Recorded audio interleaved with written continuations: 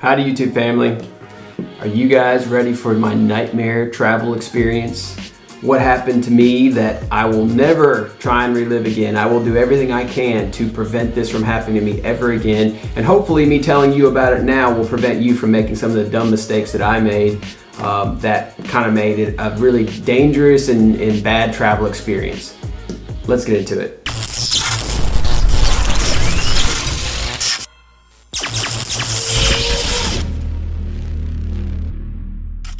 Now, first thing is, a lot of you know I moved from Tennessee when I graduated nurse anesthesia school a couple weeks, well, I guess it was a month ago now. I graduated and I passed boards, and then I took a new job in California, so I had to move my stuff. Now, I contacted this company called Pods, and a lot of you have heard of them. It's pretty much where you take a lot of your stuff, your furniture, and you load it up in this pod they drop off at your house. Once you're done loading it up, they'll then take it back and transport it all the way to wherever you're moving to, and then drop the pod off and you unload it at your house. Sounds pretty simple. You do most of the work except the actual movement of the pod. You do all the loading and unloading, all that kind of stuff. So you'd think this has got to be like your cheapest option. It's got to be like a really good cost-effective option. Well, it turns out it's not cost-effective. It's very expensive, especially if you're moving a long distance like I was. I was moving like 2,200 miles away. So when you're moving that far away, I mean, you guys can see from my previous apartment tour video that I did a few weeks back before I moved, I didn't have that much stuff. As far as furniture, like furniture that I was going to move, I didn't have much stuff. It wasn't a lot of big items. So I told them, I said, I just want like your small pod, like the 1-bedroom apartment small pod. I'm not taking much with me. I want your like least expensive option. It was going to be like thousands of dollars to move that one pod. And I said, no. I mean, the furniture I used to own was not expensive, fancy furniture. It was, basic stuff. So I just told him, I said, no, I'm not spending thousands of dollars to take my used furniture that I've had for years all the way to California. I'll just sell it and then buy new stuff when I get there. Well, that was kind of a month-long nightmare process trying to sell all my stuff. I used Facebook Marketplace, and I did get rid of most of the stuff, but people will message you on Facebook Marketplace, and if you guys have used Facebook Marketplace, you probably know this. You'll put something on there like something worth like $200, and somebody will message you back and be like, I give you $20 and Skittles. I'm like, no, I'm not giving my stuff to you. I mean, I'd go give it to a charity before I would just give it to you for $20. I'd go help out people in need and just give it to a friend of mine or something who may want it before I just hand it off to you for $20 and a Skittles. But yeah, that's like constant. You'll get like 100 messages from people about just crazy offers that just don't make any sense. That almost insulting they even offered to send you that offer. But anyway, so I went through that whole process. That was an ordeal, and I ended up virtually giving most of my stuff away for so little amount of money that it was like I made no profit off anything. But I got rid of it at least and didn't have to move it. So then comes the issue of getting your car cross country. Now, if you guys are living on the East Coast and you're trying to take a job on the West Coast or something, then your car is going to have to travel thousands of miles. And you can either drive it yourself, which is a possibility. Some people like that. I hate driving cross country. Back when I was a travel nurse, I had to do it a few times. I drove from Alabama all the way up to Connecticut, and that was about 2 days of terrible driving. I didn't like it at all. Almost fell asleep at the wheel probably 5 different times. And then I also had to drive back from Connecticut months later when the contract was over, had to drive all the way back to Alabama. So I almost fell asleep at the wheel again, probably 5 different times. So it's just not for me. Maybe some people are different, some people like it. For me, it's just not an enjoyable experience. It's not exactly, I'd say, a safe experience because I get sleepy when I drive long distances like that, and I'm just sitting in the car, especially by myself, which I always seem to be traveling long distance by myself. So there's not anyone else to take over driving for you. It's just you the whole way. So and there's no one there talking to you to like keep you awake or stimulate you. So it's very tedious, not a good idea. So I have learned, well, I thought you'd think I learned my lesson after Connecticut. Then I took a contract a little while later from Alabama to Texas, actually near the bottom of Texas, near the border of Mexico. I took a contract down there, and it was like, I'd say like an 18-hour drive. It wasn't as bad as Connecticut, but it was still a really long way. And I got all the way out there and I realized, like, I'm not going to do this again. Like, these long trips like this, just not a good idea for me. And then it's not good on your car either. Like, I have a decent car. I don't want to put thousands of extra miles on it just traveling long distances. So all that went into my deciding factor of I'm going to ship my car. I said the word ship, okay, just in case that was not clear. I didn't enunciate that well. Ship my car. But after that Texas contract, when I took a contract in California, I said then, I'm not driving to California. I'll ship my car from Texas to California. So I did that, and then actually when I finished that contract in California and moved back to Tennessee for grad school, I also shipped my car from California back to Tennessee. So I had shipped my car a few different times. I had experience with it. It was good experiences. I didn't have any problems with it. I got a pretty good deal both times. It's going to cost you somewhere between, shipping cross country like that, it's going to cost you somewhere between $850 to $1,000. And so you just kind of accept that it's going to cost you that much. And the good news is you can usually put some of your stuff in the car, like some of the stuff that you want to take with you, like pictures and basic memorabilia things that you're not going to sell or get rid of, like things that are sentimental to you. As long as they're not huge items, you can put them in your car. And that's what I did when I moved here. I just loaded the things that I didn't sell that were important to me, like my diplomas and stuff. I put it in my car. So anyway, I'd had a good experience with the shipping of the car in the past, thought no big deal of it. This time I choose a group that I wasn't as familiar with, but I had an agent go-between guy who told me it was an okay company. And he said that, he had good experience with them. So I used them. Well, they were shady kind of from the get-go.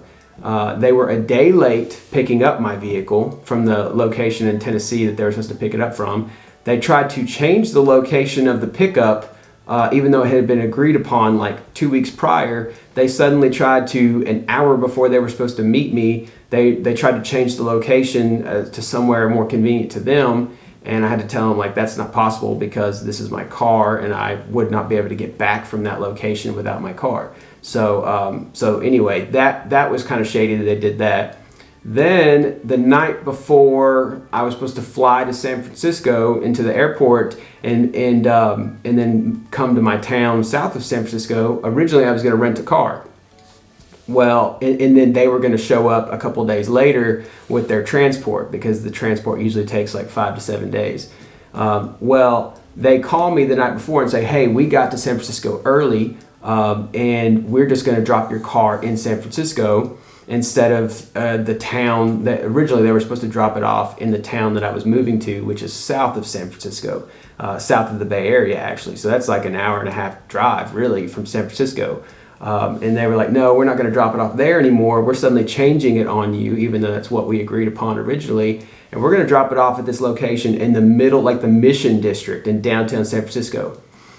And I kind of was familiar with the area that they were talking about. It's not the best area that I would want to drop my car off in or go meet in. But I told them, I said, okay, I'll cancel my rental car, which charged me a fee to do that because it was at the last minute. I'll cancel my rental car. I'll take an Uber. I'll meet you in downtown San Francisco. I can make that work because they pretty much were insistent that I had to make that work. So then comes moving day. Next day, go to the airport. I'm already a little bit nervous. Well, a lot of nervous actually, because I had Scout with me. And you can't ship your dog in your car, and you can't really do anything. He's the size that you could take him on the plane with you. Technically, he's about 20 pounds, but he is bigger. They tell you that you can take up to a 20-pound dog on the airplane, but they really want you to take like an 8-pound dog or less on the airplane. Like they design their little carrier bags and everything to really just fit like a teacup poodle. Like they don't really want you to take anything bigger than that on the plane. And when I got to the airport, they pretty much told me at the gate, they're like, yeah, he's 20 pounds and all, but he's too long. Like his tail's too long, him standing up fully, he's too large. Like he's just not gonna fit on the plane. And this airline also did not check dogs. Like some airlines will check a dog in a carrier and put him underneath the plane, which I didn't want to do anyway, because he would freak out. He's never flown, he's never been in a situation like that. He would really freak out. So I didn't want to do that, but this airline anyway said we don't do that, period. Even if you wanted to do that, we don't do that. The only way he can fly is on the plane with you, and we're not going to let him fly. And they said he's too big, he's not going to fit underneath the seat in front of you. Like he's not going to be able to go. And I pretty much had a meltdown in a way that's not like me in a public place, but I pretty much had a meltdown on them and told them that I was not abandoning my dog on the side of the street. And I have already, finished my lease, and my home is emptied out, and my car is in San Francisco, and all of my stuff is sold, my belongings are gone. Like, I have no choice but to go forward from here. I have to get on this plane, and I have to go to San Francisco. And my dog is not getting left at the airport parking lot, by himself. I'm not doing that. And so the lady was like, she kind of like settled down, and she realized like he's got to come on the plane with me. So I pretty much had to collapse my dog carrier down to like a really small size, and that he was very uncomfortable in, and he was not enjoying it at all. It was not a good experience for him or me. And so then we went to the gate, and I pretty much had to smuggle him on the airplane. Like it looked like I had a duffel bag in front of me, and like my dog was, like, people didn't know that my dog was in there. People at the end of the flight, when I was getting up and leaving, people were like, oh my God, there's a dog in there? Like, they didn't realize, the flight attendants didn't realize it, because I tried to keep it as low key as I could so nobody would say anything. So pretty much I was like smuggling my dog on the plane. Stressed me out a lot. He did fine. He slept most of the time on the plane. He didn't bark, he didn't make any noise, which that was good, because that would have caused a lot of trouble for us. But yeah, so that really stressed me out. I get to San Francisco, call an Uber, get in the Uber. I'm driving to the location that the guy told me this morning. He reconfirmed the morning of the driver of my transport vehicle. He confirmed that morning, like, this location is where you meet me. I'm driving there and in the Uber, and I'm texting him and saying, okay, I'm almost there. I'll be there in 10 minutes or whatever. And he says, like, your car's not there. And I'm like, what are you talking about? My car's not there. That's where you told me to meet you. That's where my car is supposed to be. And side note, I forgot to mention this, for your car transport, for a lot of these companies, they want you to pay them upon arrival. When you show up to pick up your car, you pay them. And they want it can't be like in a regular check a lot of times, or card form. It has to be a cashier's check, or it has to be or cash. And they really prefer cash. They kind of tell you, like, we prefer cash.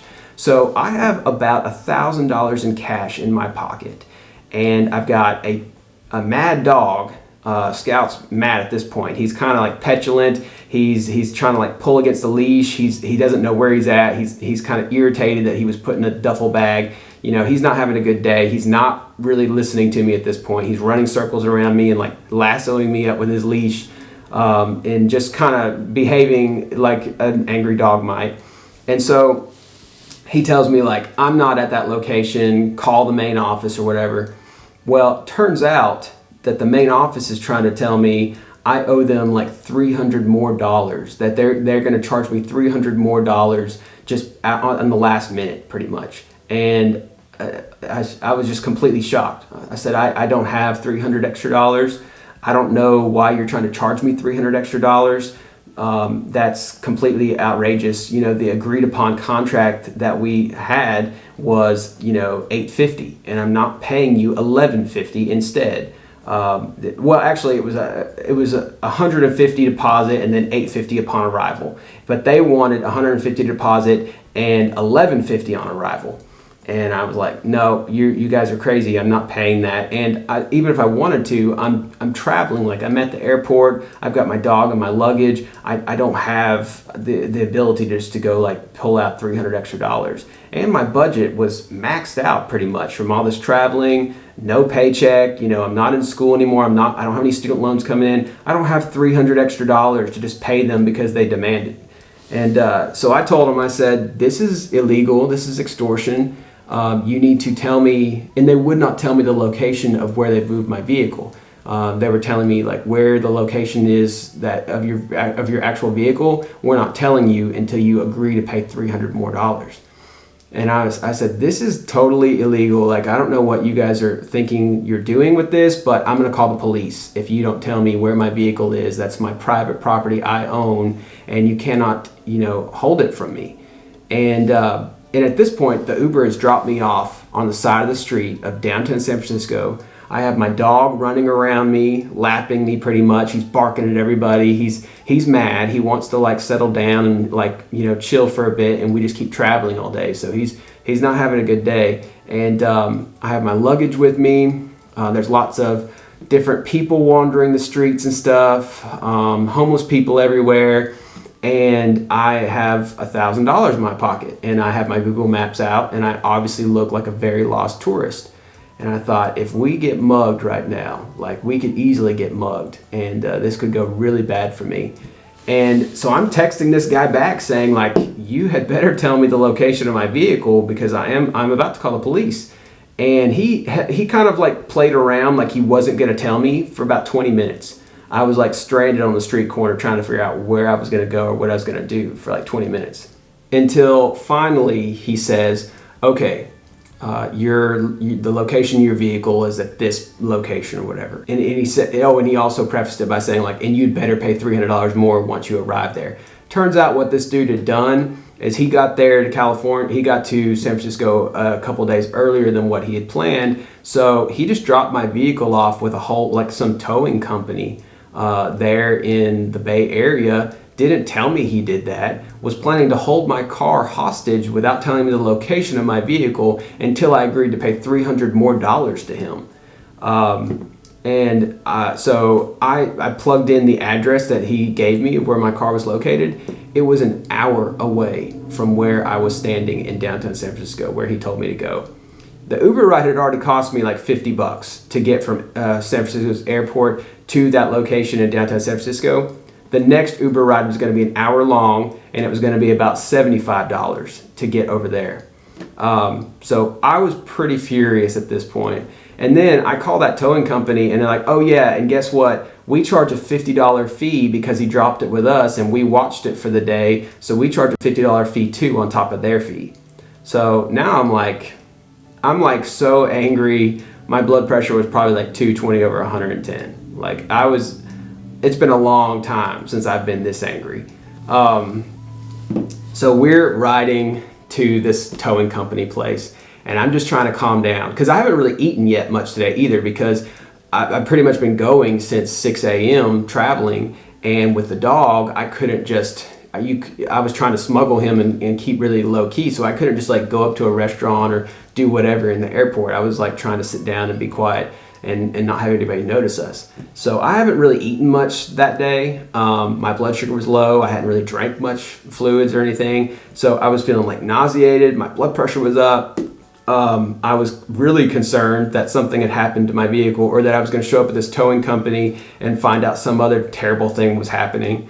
And I was really wondering, like, are these guys legitimate criminals? Like, did I end up dealing with some weird company that's legitimate criminals or something that have stolen my vehicle? I may get there and find out that it's like a trap or something. I have no idea what to expect at this point. So anyway, I show up there. It turns out it is a towing company they've dropped my car off with because they're terrible at their job and they're extremely unprofessional. And so I pay the $850 fee, and I don't pay the extra $300. I do have to pay the $50 fee to the towing company because they held the vehicle for the day and they insisted. So I paid that and got in my car, and I left and drove on down towards the town that I lived in south of the Bay Area. And so I finally got to my hometown and tried to get settled into my new place. But that was my travel experience from hell. I still was getting text messages from that transport guy, even after I picked up the vehicle, with him saying like, you owe us $300 more. We expect $300 more from you, blah, blah, blah. I didn't even respond to him. I just thought, this is completely crazy. Like, so, and I'll tell you the company's name. If you want to DM me, I will, you can find me on Instagram at Bolt CRNA. DM me over there if you want to know the company's name, and I'll tell you the specific name. So in case you're looking to, do transportation, you'll know never use this company. But yeah, so that was kind of my travel experience from hell. We survived it. We got through it. I'm here now. It's I guess a week or so has passed, and slowly kind of getting through the PTSD of like that experience. But yeah, that was definitely the worst travel experience I've had, and I've traveled a lot of places, done a lot of things, but that was the first time I ever thought like, man, somebody has stolen my car. Well, all right, that was my long travel story, nightmare story for you guys. Hit me up in the comments below if you've ever had anything similar like that happen, or if you have any advice for people traveling in the future of things they can do to keep themselves safe or to make sure stuff like that doesn't happen to them. Buying a small dog helps too, because you can get them on an airplane. Or getting a big enough dog in a carrier that you can put them underneath the plane. If you guys have ever done that, let me know that too down below, because I'm wondering in the future, if I ever do have to fly with him again, he's going to have to go underneath the plane. He's not going to be able to ride in the plane with me. And I'm kind of concerned about, how his breathing will be up there, and maybe some of his anxiety too. So let me know down below if you have any tips for that. Make sure and click that video and that video, hit the subscribe button, like this video, do all that stuff, and that's Bolt out.